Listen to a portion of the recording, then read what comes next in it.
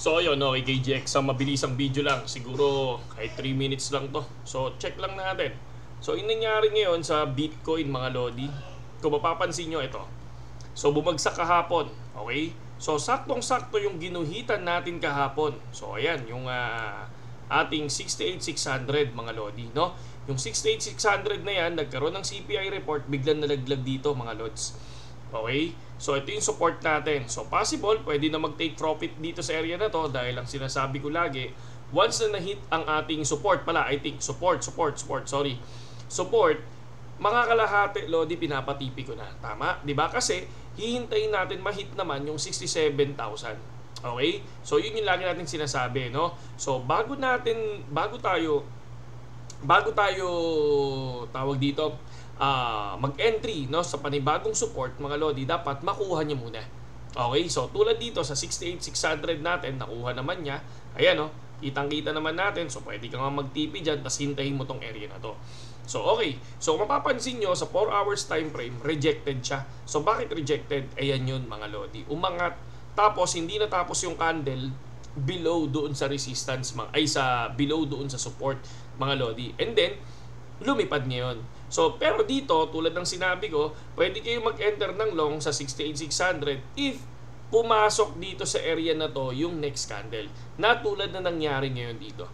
Diba? And then lumipad, take profit sa mid, hintayin natin yung resistance dito na 69,300, and then bahala ka na kung gusto mong kuhanin kaagad si 69,990. So far, okay naman siya. Kung mapapansin nyo, lumipad dito sa lahat ng ginuhit natin. At kung makikita nyo mga Lodi, no? Ito pa rin yung ginagamit kong pattern na mga idol. Ito yung ginagamit kong pattern. Okay? Kung mapapansin nyo, saktong-sakto na naman mga Lodi. Diba? Nakita nyo yan? Saktong-sakto na naman. Pumalo and then rejected, biglang lumipad na naman. Okay? So nakita nyo naman siguro, di ba? Hindi to binago, okay? Hindi to binago, check nyo yung pattern natin kahapon, so makikita nyo, ito pa rin siya. Okay? So ano yung next support natin? 71,400. Resistance. Next resistance natin, 71,400. Ang next resistance natin, 72,886.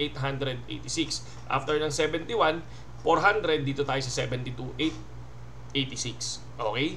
So, ito yung nangyari kagabi mga Lodi. So far, wala akong pinasok ngayon kasi nag-withdraw tayo. Pero ito na yung available balance natin. So, papalo tayo mamaya. Once na na-hit tong area na to, tong 71,400 or mag-drop ng 69,990. Okay?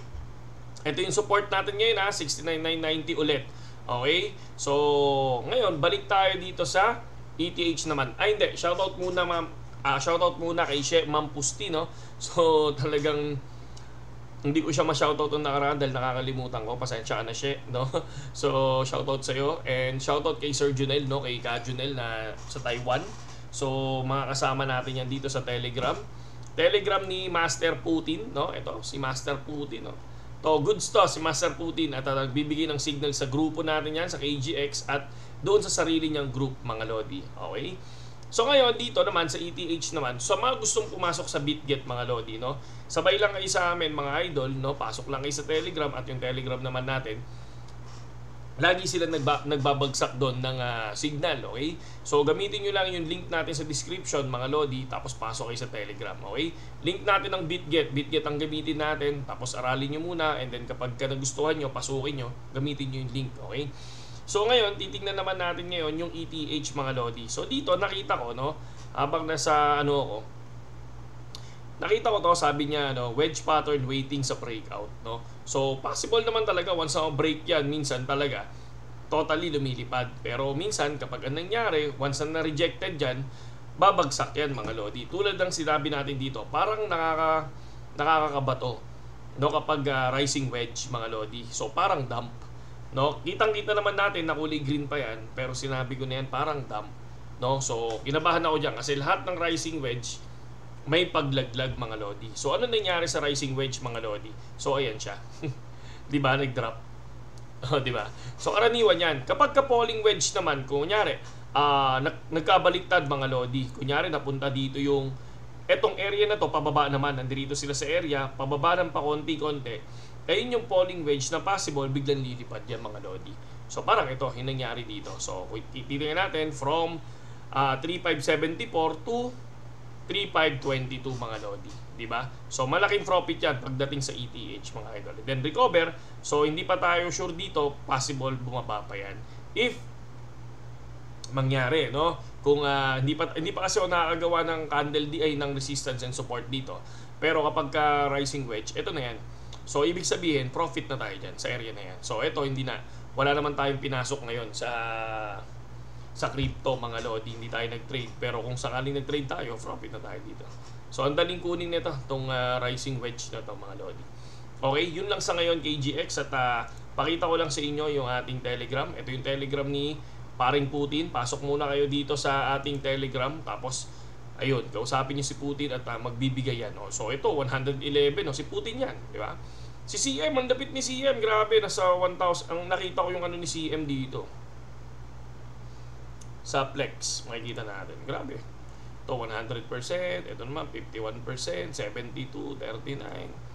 So ayan, 21, 31, 4, dami daming profit.